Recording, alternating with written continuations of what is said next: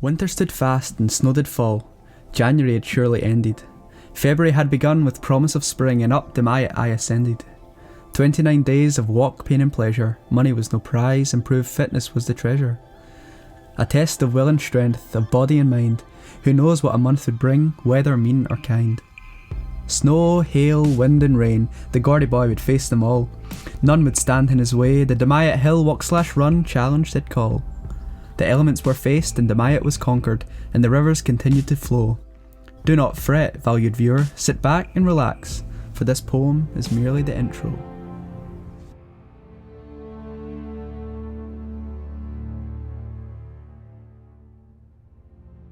February's a boring month. After the excitement of building the camper van had passed, uni just started back. January was looking pretty dull. Can't even remember a worse winter for weather. Also, it's just continuous rain and getting pretty depressing. In Stirling, right beside the university, we have a line of hills, with Dumyat being a named peak, standing 418 metres high. I've walked up it quite a few times and it's always been alright. Not quite the Highlands, but it's enough to get you tired anyway.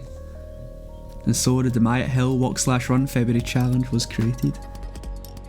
I found out whilst walking that, through the ice and the rain, that one of the slippiest things is in fact wet mud and cow shit. Bit slide it. I was very confused. The first week I was running through minefields of cow shit and you never saw any cows. Until I did, and there were a lot of them. Which makes sense given the quantity of cow crap everywhere. I really do like cows, but when they stare at you for too long, get a bit uneasy. Oh shit. No, don't run down there. Oh my god. This thing's a machine. See you guys on the way back. Jeffrey! How you doing? It's Jeffrey. Agnes! Hi Agnes! Ooh, hello! Most of the days walking up the hill felt the same.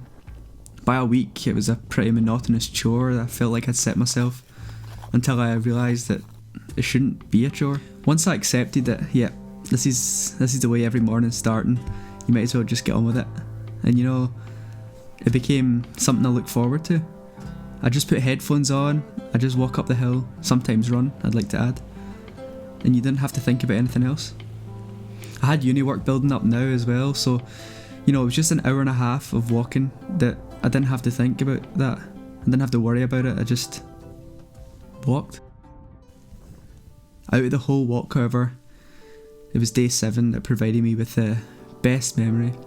Some unexpected breathtaking views, a cloud inversion, some when warm air is trapping the colder air below. When you're walking through that, you forget where you are. You can't see towns, you can't see cars, you can't see, just beautiful. Sadly, subsequent days didn't stay like that, but then again, if you're subjected to beauty every day, I guess it'll probably fade.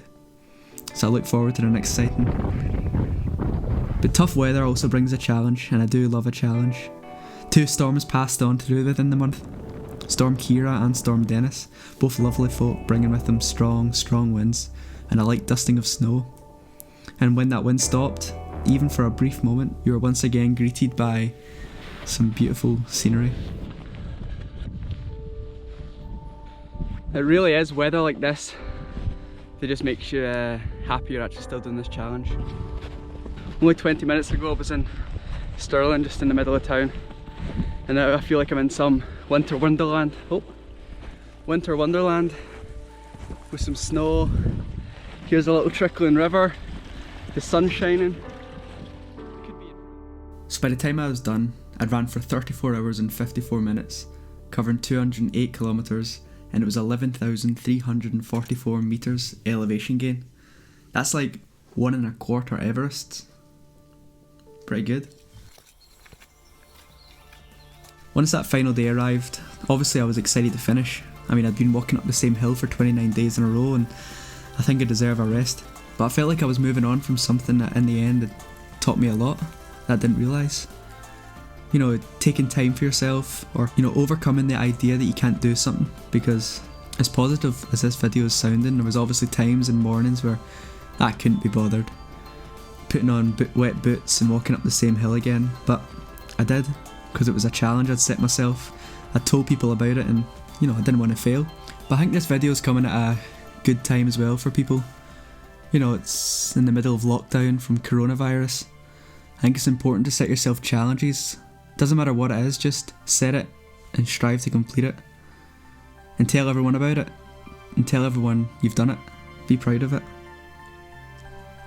Anyway, I'd love to hear some of your challenges you're going to set now. So comment below and I'd love to read them.